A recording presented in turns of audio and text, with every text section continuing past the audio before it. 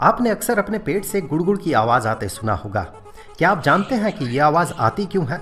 इसे समझने के लिए आपको ये समझना होगा कि हम जो खाना खाते हैं वो खाने से लेकर फीसीज यानी कि मल बनने तक कैसे आगे बढ़ता है। हमारा एलिमेंट्री कनाल जिसके अंदर से खाना आगे बढ़ता है और जो एसोफेगस, स्टमक, इंटेस्टीन से मिलकर बना है, वो खाने को आगे बढ़ाने के लिए हमेशा फैलता और सिकुड़ते रहता है और वेव जैसा मोशन बनाता है। इस फैलने और सिकुड़ने को पेरिस्टल्सिस कहा जाता है। ये पेरिस्टल्सिस हमेशा होते रहता है। इसके कारण गुड़गुड़ की आवाज़ निकलती है।